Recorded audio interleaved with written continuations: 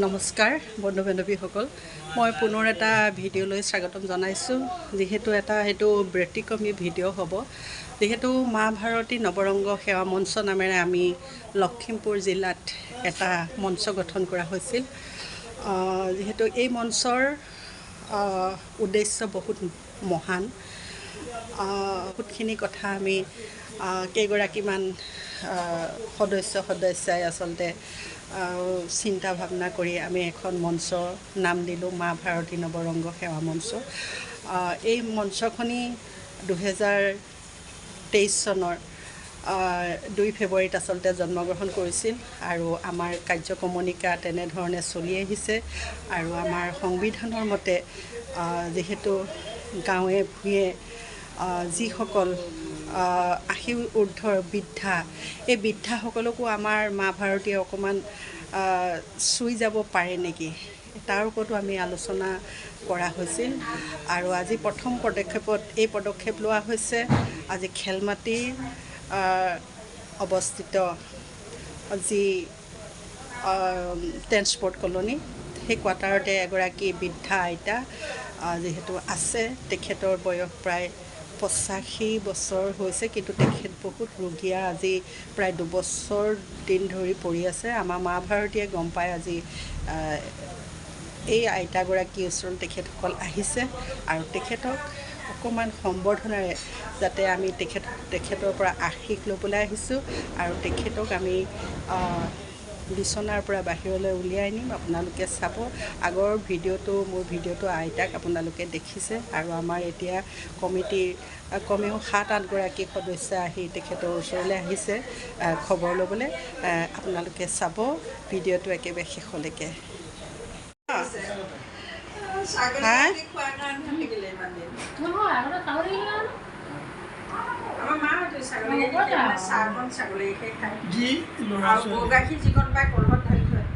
জন্ম মানে এটা সীমিত সময়, তাৰ জন্মৰ পৰা আকৌ ছাগলী সেইফালে পেটত ধৰি তাৰমানে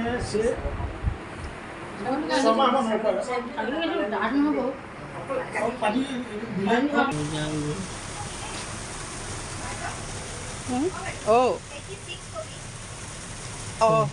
86 হ'ল ন আইতা? আপোনাৰ ওচৰলৈ ৰাইজ আহিছে চাবলৈ। আমাৰ মা ভাৰতী নৱৰংগ সেৱা মঞ্চ নামৰ এটা প্ৰতিষ্ঠানৰ ৰাইজ আহিছে আপোনাৰ ওচৰলৈ। আপোনাক এতিয়া অকণমান বাহিৰলৈ লৈ যাম দেই। অকণমান মোৰটো আচৰি দিওঁ মা। একো নহয় মা, আপুনি এতিয়া মই সেই কৰি খুৱাই দিম দেই। নেপায় নহয়, নেপায় দেই আইতা, ভাল হ'ব এতিয়া, ভাল হ'ব ৰ'ব দেই। মই চুলিকেইডাল খনিয়াই দিছোঁ অকণমান, ভাল হ'ব নে? ভাল হ'ব।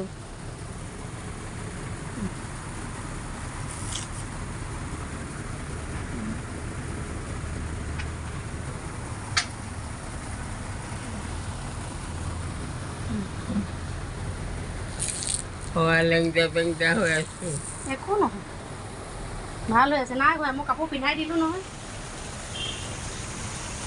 দেই। অকণমান বাহিৰলৈ লৈ যাম। প্ৰতিমাহত আছে, প্ৰতিমাহতো আছে।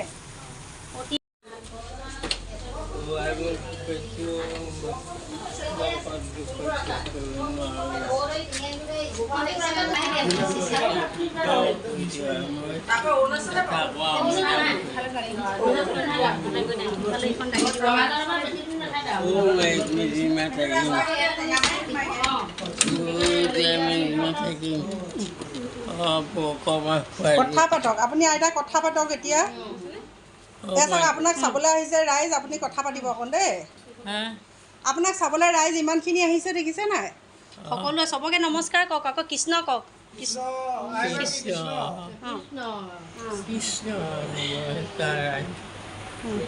নমস্কাৰ ৰাইজ কৰিছে।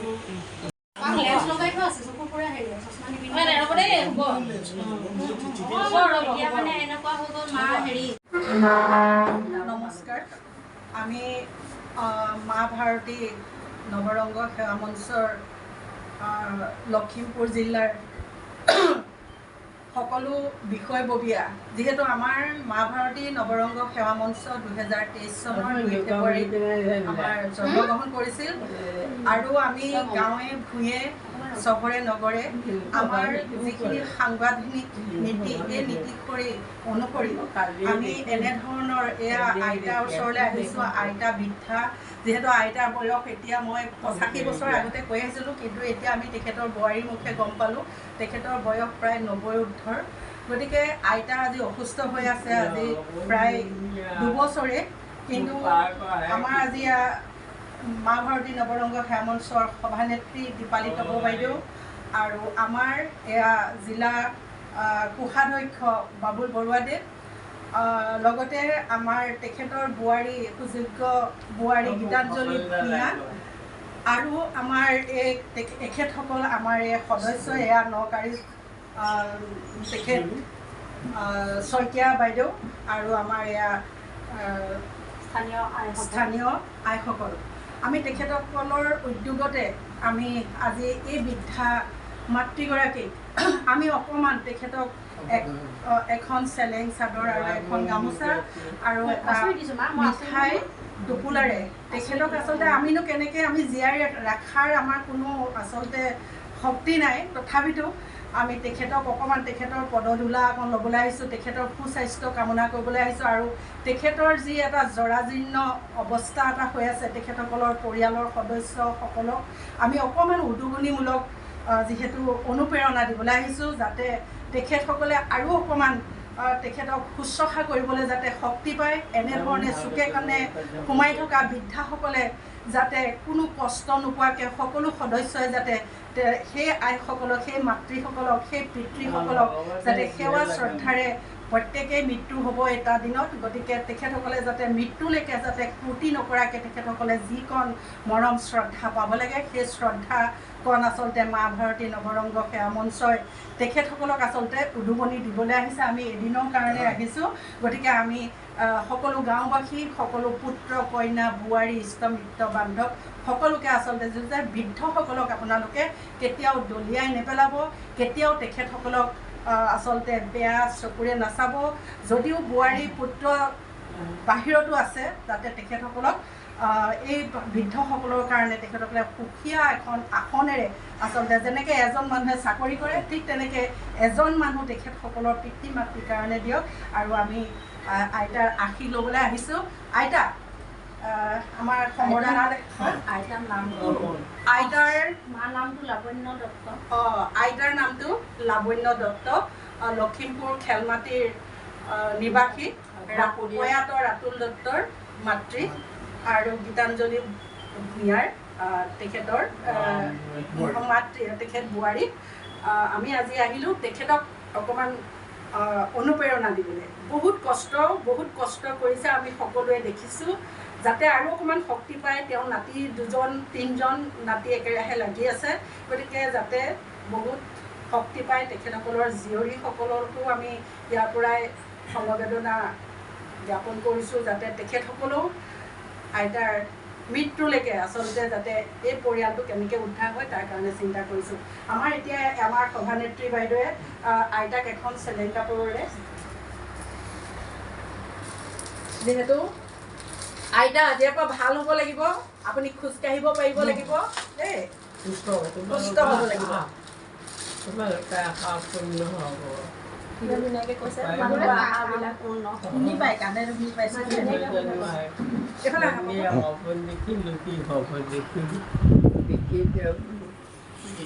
কৃষ্ণ কৈ দিয়ক, কৃষ্ণ কওক সকলোকে। কৃষ্ণ পাইছে আপোনাক মই বহুত আশা কৰি চাবলৈ আহিছোঁ। আপুনি আৰু 10 বছৰমান জীয়াই থওক, সুস্থ হওক, খোজকাঢ়ক আকৌ উঠি। আপুনি মৰিম কৰি নাথাকিব দেই। আপোনাৰ বোৱাৰীয়ে আপোনাক ইমান সুন্দৰকৈ মৰম কৰিছে, আপোনাৰ ল'ৰা নাথাকিলেও আজি ইয়াৰ পিছতে আমাৰ শ্বৰীফা বেগম বাইদেউক এখন গামোচাৰে তেখেতক সম্বৰ্ধনা জনাবলৈ আশীৰ্বাদ দি দিয়ক। মা আশীৰ্বাদ দিছোঁ, কুশল কল্যাণ ল'ৰা ছোৱালী দি আছে ভাল, ঈশ্বৰে ভাল কৰি থাকব।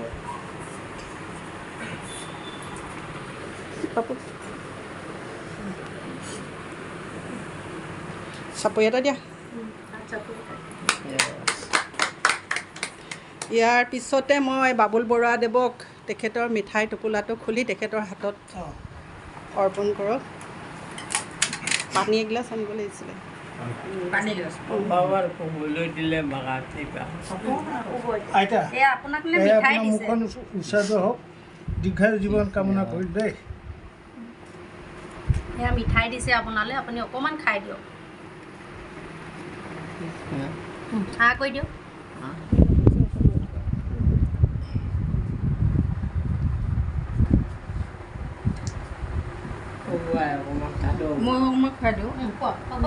খুৱাই দে মই স্কুটি চলাই আহিছোঁ নহয়, হাতটো মানে হেণ্ডেল চুইছোঁ নহয়, চুবলৈ বেয়া লাগে।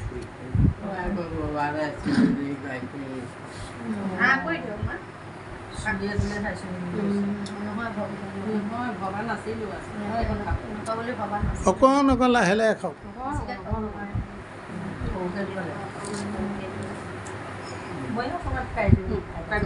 আৰু সেইখন চবাই লৈ দিয়ক।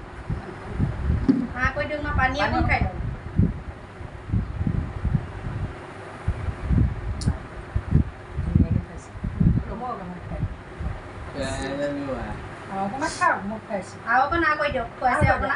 লাহে লাহে খাই থক আইতা।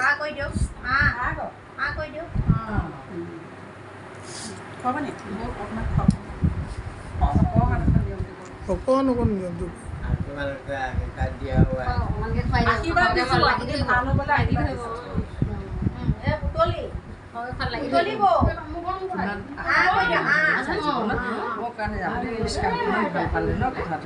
তেনেকৈ কৰিব লাগে।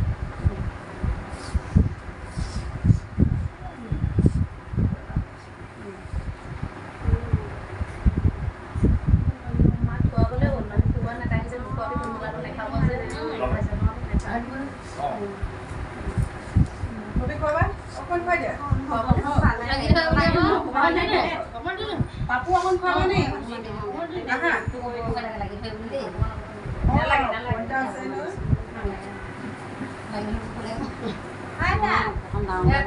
অকণ অকণ খাই দিয়ক। প্ৰতিমাটো আহিব পাৰে, ৰাইজ ক'লেও ৰাইজ পানী অকণমান খাই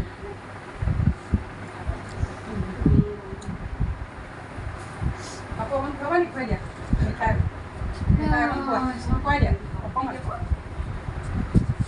এয়া ডাঙৰ নাতি, ডাঙৰ নাতি মানে ডাঙৰ দাদাৰ ডাঙৰ বৰজনাৰ ল'ৰা। ছয়মহীয়া ন?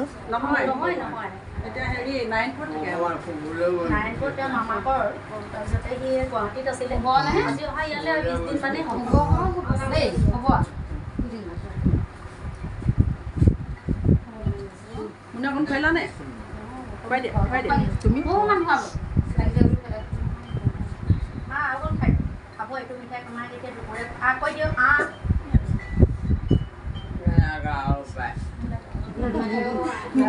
দিয়াৰ পিছত নালাগে আৰু বোলে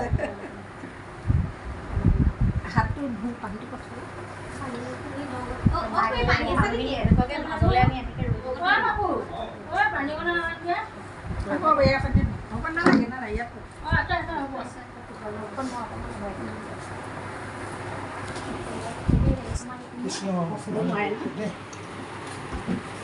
এটা সেইকেইজনে একেলগতে ৰ'ব লাগে। এনেকে দি এনেকে ৰাউণ্ডকে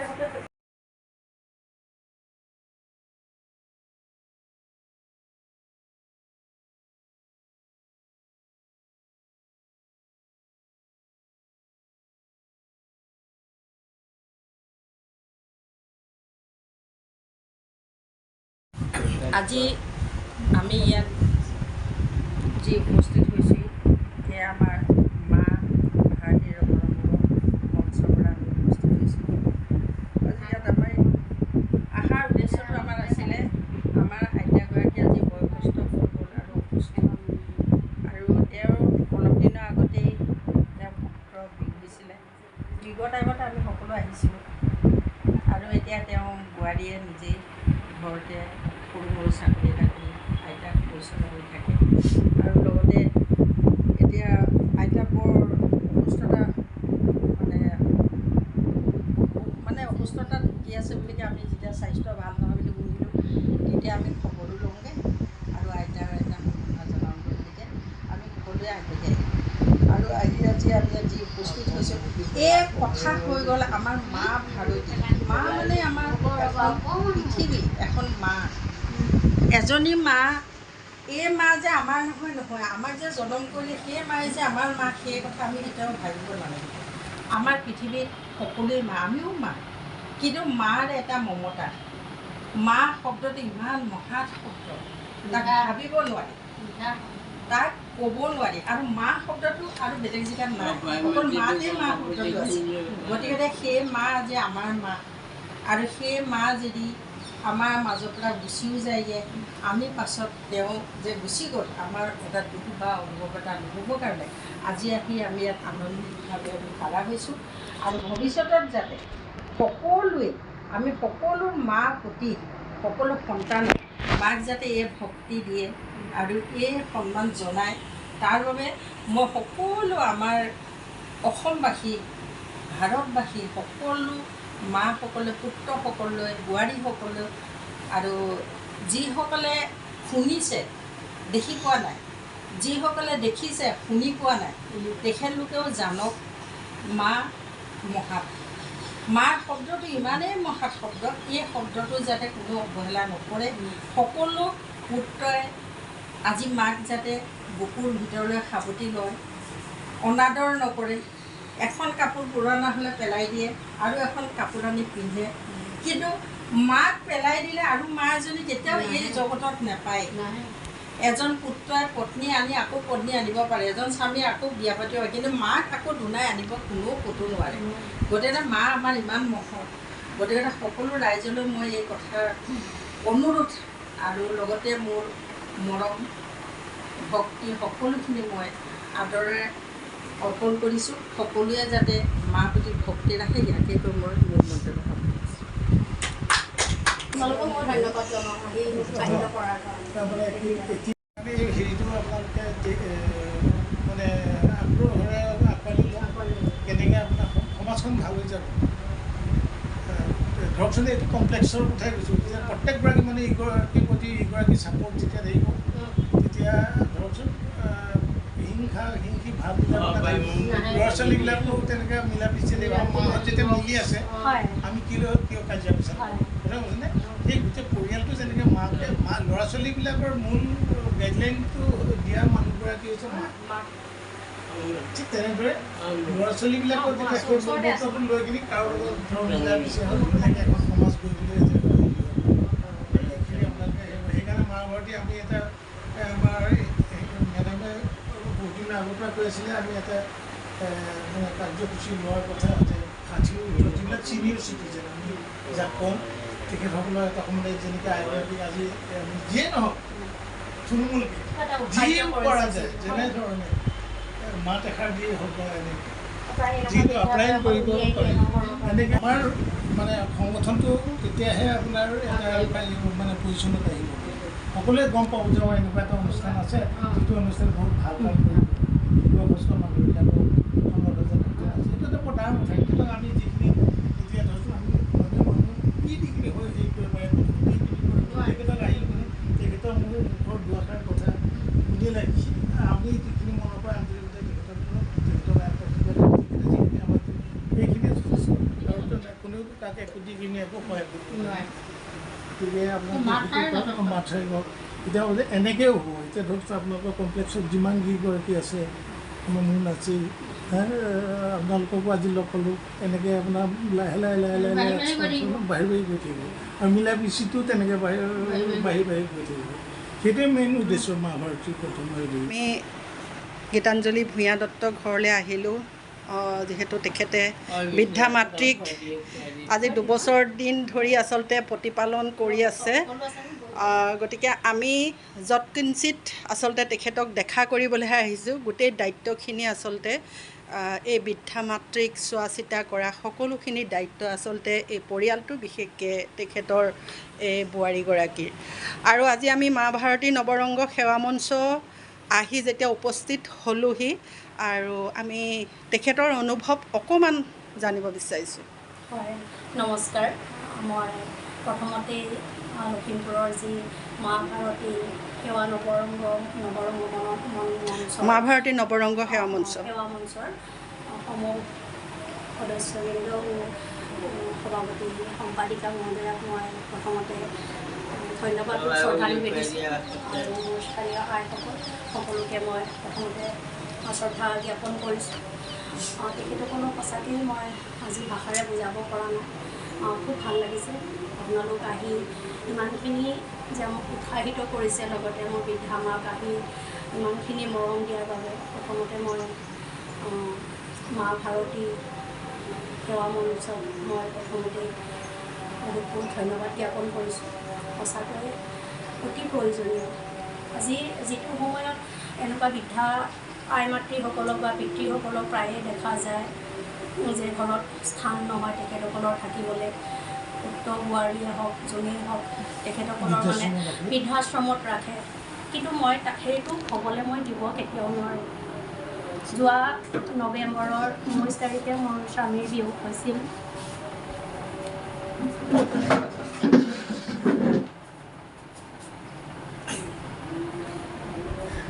তেতিয়াৰ পৰা মই একো নাই, পৃথিৱীত জন্ম মৃত্যু আছে। চোৱা চিতা কৰিছিলোঁ, কিন্তু মাজৰফালে মোৰ কৰ্মৰ সূত্ৰৰ বাবে মই অলপ দিন অসুবিধাত পৰিছিলোঁ। যিহেতু ঘৰত মোৰ দুটা পুত্ৰ সন্তান, দুটা সন্তানে কলেজলৈ যাব লগাৰ কাৰণে মোৰো স্কুল যাব লাগে। যেতিয়া স্কুল ঘৰখন বন্ধ কৰি যাব লাগে তেতিয়া মাক অকণমান চোৱা মেলাত অসুবিধা হৈছিল, যিহেতু আৰু অন্য মানুহ আমাৰ ঘৰত নাই। সেইকাৰণে মই অলপ দিন তেওঁৰে ভনীয়েকৰ ঘৰত অলপ দিন মাক ৰাখিছিলোঁ। যদিও মই মাৰ অকণমান গাটো বেয়া হৈছে বুলি ক'লে খবৰ পালে মই লগে লগে তালৈ দৌৰি গৈছিলোঁ। সেয়া জানিছিলোঁ মোৰ দায়িত্ব কৰ্তব্য। তেওঁৰ অনুপস্থিতিখিনি মই কেতিয়াও মাক অনুভৱ কৰিবলৈ দিয়া নাছিলোঁ আৰু মই নিদিওঁ বুলিয়ে ভাবিছোঁ। যিমান পাৰোঁ মোৰ খাদ্য অনুসাৰে মই কৰিবলৈ চেষ্টা কৰিছোঁ। আৰু মই ভাবোঁ আমাৰ নাৰীসকলৰ নিজৰ স্বামীৰ গৃহৰ সকলোকে আমাৰ সন্মান কৰাটো বিশেষ প্ৰয়োজনীয় বুলি ভাবোঁ, কৰ্তব্য বুলি ভাবোঁ। এগৰাকী নাৰী যেতিয়া বিয়া হৈ স্বামীৰ গৃহলৈ আহে, প্ৰথমতে আমি সেই স্বামী গৃহৰ সকলো সদস্যক আমি প্ৰথম শ্ৰদ্ধা কৰিব লাগিব। আৰু ময়ো ভাবিছোঁ এয়া মোৰ কৰ্তব্য। যদিও মোৰ স্বামীৰ বিয়োগ হৈছে, তেওঁৰ অনুপস্থিতি, তেওঁৰ যিখিনি কৰ্ম সেইখিনি মই নিষ্ঠাৰে পালন কৰিছোঁ, যত্ন কৰিছোঁ মই। আৰু স্থানীয় ৰাইজৰ সকলোৰে মই সহায় সহযোগিতা কৰিছোঁ। আৰু বিশেষভাৱে আজি আপোনালোক আহি মোক ইমানখিনি উৎসাহিত কৰাৰ বাবে, মাৰ এটা খবৰ লোৱাৰ কাৰণে আপোনালোকৰ ওচৰত মই সদায় চিৰকৃতজ্ঞ। আৰু দীৰ্ঘজীৱী হওক মা ভাৰতী, এয়াই মই কামনা কৰোঁ। ধন্যবাদ। বহুত দিনৰ পৰা তেনেকৈ অসুস্থ হৈ পৰি আছে। আমি মাজে মাজে আহোঁ, আহি খবৰ খাতি লওঁ, কিবা কিবি খালেনে নাই সোধোঁ। আইতাই বহুত সময় মূৰত খালোঁ বুলি কয়, মোনে বনাই থৈ গৈছে, খুৱাই থৈ গৈছে, এনেকৈ মানে প্ৰশংসা কৰে বোৱাৰীয়েকক। আমাৰো ভাল লাগে আহি যেতিয়া ভালকৈ দুই এষাৰ শুনিবলৈ পাওঁ, তেতিয়া ভাল লাগে। এইটো অৱস্থালৈ ধুনীয়াকৈ বোৱাৰীয়েকে ইমান ধুনীয়াকৈ শুশ্ৰূষা কৰিছে, সেইটো তাৰ কাৰণে আমাৰ আনন্দ। আৰু গতিকে ভৱিষ্যত যদিও কিবা কিবি আইতাৰ অসুবিধা হয়, তেতিয়া বোৱাৰীয়েকে ধুনীয়াকৈ শুশ্ৰূষা কৰিব। ওচৰৰ মানুহ আমিও আছোঁ, আৰু কিবা কিবি অসুবিধা পালে বা আহক বৌ বা বহি আহা এনেকৈ যদি চবকে মাতে, বেছিকৈ আৰুনো কি ক'ম। আইতা এনেকৈ থকা দেখি আমাৰো বেয়া লাগিছে। মই নিজৰ মা বোলা শব্দটো বহুত ডাঙৰ শব্দ। বেলেগক কোনোবাই যদি মা বুলি মাতে, কোনো মা বা কি বুলি কোনো শব্দ এটা নকয়, মা শব্দটো ক'লেও মায়েহে মাতিব। গতিকে তাকে কয় মই ইমান এটা সামৰণি। ধন্যবাদ।